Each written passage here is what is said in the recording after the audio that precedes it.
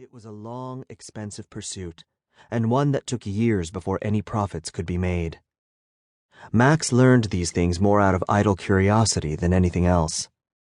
Unlike most of the people in his barracks, Max had not been recruited because of his years of schooling and experience, but rather because of his hunting skills.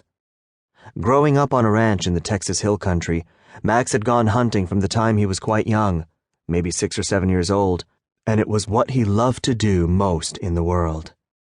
His father had also been a big hunter, as had his uncle, and he had fond memories of the long road trips they would take down to South Texas whenever they could snag a week or two of vacation to hunt for turkeys, feral hogs, his uncle's favorite, and deer. On the nightstand by his bunk, Max kept a small framed photograph that his father had taken of him with his boot propped on the hind quarters of the first buck he had ever shot, its full crown almost larger than he was. The rush of adrenaline he had felt when he first spotted the buck in his binoculars had made his hands tremble. On previous occasions, trembling hands had led to missed shots, and his quarry, thus alerted, had fled. But this time he had managed to calm himself down, and his shot had been true. After that, there had been no stopping him. Max's friends from high school had teased him, saying that he would never get a good-paying job by pursuing his hobby. He had worked as a truck driver for a few years, but he tired of the road and longed for time off so he could get a chance to go hunting. Then one day, he had seen an ad in the newspaper for an experienced hunter, and he had applied online that same evening, attaching dozens of photos of large prey that he had felled. It was the only way he could think of to impress the people who might otherwise frown at his meager work experience. The job meant that he would have to live way up north in the Arctic for a few months of the year, but he would make enough money during that time that he could afford to take the rest of the year off and spend lots of time hunting. So far, to his dismay, being a bear hazer at Riesig Oil had been much more boring than he had expected. Protecting the workers from polar bears had sounded like a lot of fun, but it had turned out to be more like just babysitting the workers while he held a toy shotgun in his hands.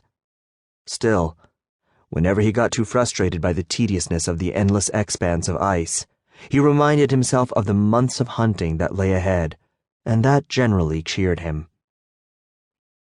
"The machinery's already set up there? Everything's ready to go?" asked Brian, his voice cracking as he strained to be heard over the loud stuttering of the helicopter. He was referring to the drilling equipment they would need to use to be able to remove the ice core samples.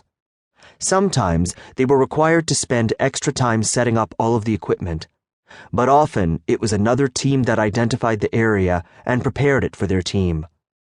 Since they wanted samples from depths greater than 30 meters, they would need to use specialized drills that hung on cables.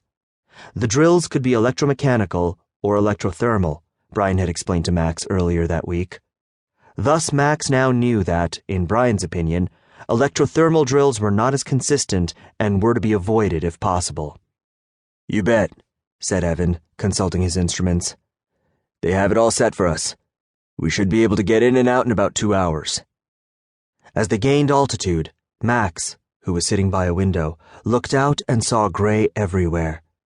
The sky above, the ice below, and everything in between. The entire landscape, as far as the eye could see, was varying shades of unbroken gray. He was certain that whatever other faults it might have, Texas never had this much gray.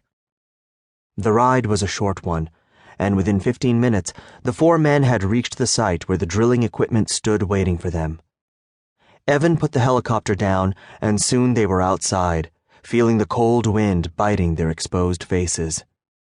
Max walked over with Brian, who was wearing a bright red knit cap, and watched him as he inspected the long cylindrical drill bit which was connected to a slender cable that would soon suspend the drill shaft as it made its way down into the hole.